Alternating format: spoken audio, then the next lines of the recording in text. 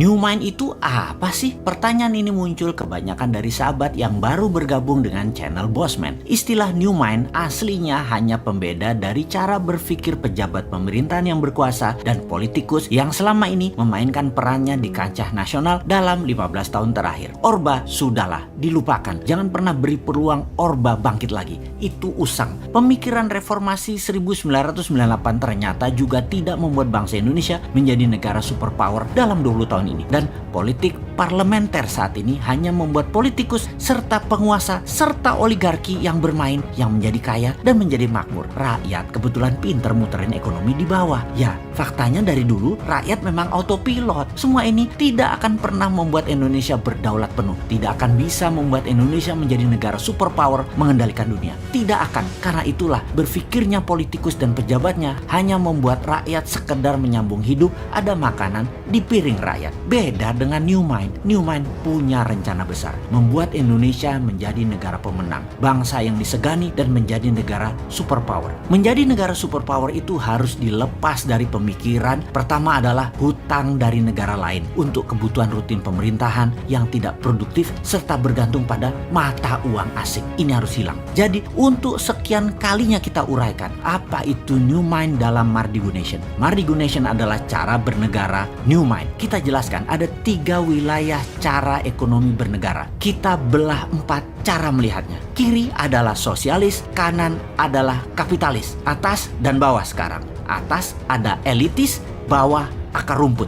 Dibagi 4 ya. Dan dalam 3 wilayah ekonomi, kiri atas adalah sosialis elitis, kanan atas adalah kapitalis elitis. Lalu yang di bawah atau bottom of pyramid disebut akar rumput. Kaum New Mind menomorsatukan akar rumput, menomorsatukan bottom of pyramid, menomorsatukan buruh, menomorsatukan pebisnis UKM, menomorsatukan petani dan nelayan. Problem akar rumput yang paling mendasar adalah tidak melek keuangan dari accounting system, finance hingga payment system, pembiayaan dan peminjaman. Financial literacy-nya harus ditingkatkan, kesadaran kemakmurannya harus di-upgrade. New Mind itu melihat BUMN itu sebagai threat atau ancaman. Karena itulah BUMN kaum sosialis elitis. Karena kebijakan BUMN sering menekan UKM dan malah berkompetisi dengan UKM. Harusnya BUMN itu berkompetisi dengan korporasi besar asing dan pendapatnya harusnya terbanyak dalam mata uang asing terutama dolar. Itu harusnya BUMN banyak dapat dolar. Namun faktanya BUMN malah jago impor alias bukan pahlawan devisa. Penghasilannya rupiah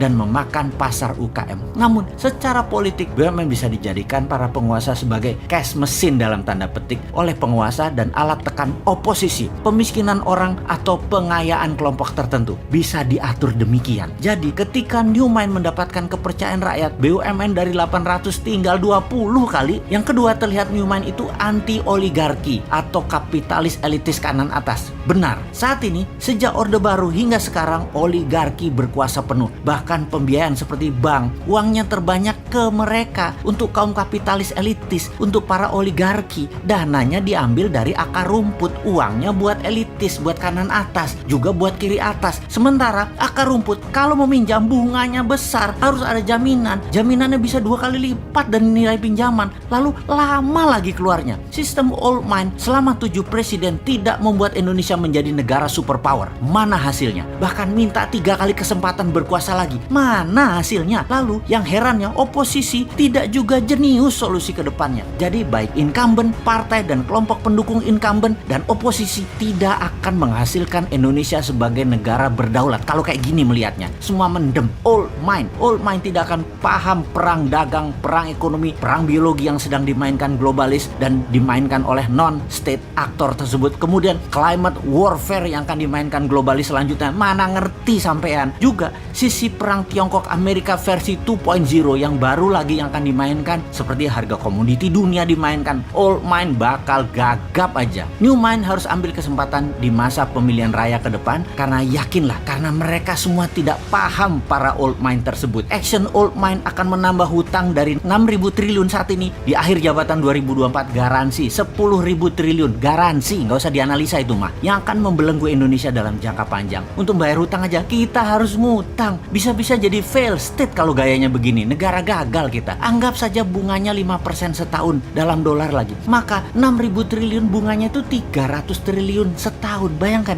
bunganya aja sudah 20% APBN. Lalu pokoknya bagaimana membayarnya, wahai menteri terbaik di dunia versi negara peminjam hutangan? Jawab dong. Lalu apa yang terjadi kalau rupiah melemah 5% setahun? Itu nggak ngejar lo bayar utangnya. Jadi sebagai pemerakarsa New Mind, Mardi Gunasion seorang bosman fokus di dua hal sebagai bukti New Mind bukan teori. Pertama, pembiayaan UKM melalui urun dana, di mana Santara adalah perusahaan bosman yang akan membuktikan bahwa kekuatan akar rumput lah yang bisa membuat Indonesia berdaulat. Kemudian sistem pembayaran menggunakan platform dinaran, di mana rupiahnya anti inflasi dengan underlying emas, dan emasnya bisa diberikan atau dipindahkan sesama akun dinaran. Ini sistem pembayaran yang menarik, ini alat tukar yang menarik. Semua ini adalah bagian dari kontribusi New Mind terhadap sistem ekonomi agar membuat Indonesia berdaulat. Bayangkan, ketika New Mind berkuasa, sistem dinaran akan diambil alih oleh pemerintah, masuk ke dalam sistem. 100% diambil pemerintah dan milik pemerintah. Lalu rupiah dicetak 6.000 triliun dengan jaminan emas yang masih di gunung yang akan diproduksi dalam 10 tahun ke depan. Gunung-gunung milik negara, milik rakyat. Asetnya dibuat bahan baku dari tabungan metal, penjamin terbitnya uang cetakan tadi. Kedaulatan Indonesia akan menjadi meningkat 2 kali lipat hanya dalam 1 tahun. Jadi dinaran dan Santara adalah contoh atau etalase dari konsep New Mind untuk menjalankan ekonomi bernegaranya. Semoga diterima masyarakat dan para sahabat semua kaum akar rumput. Anda menerima dua sistem ini. Kita segera batasi elitis. Kita utamakan ekonomi akar rumput.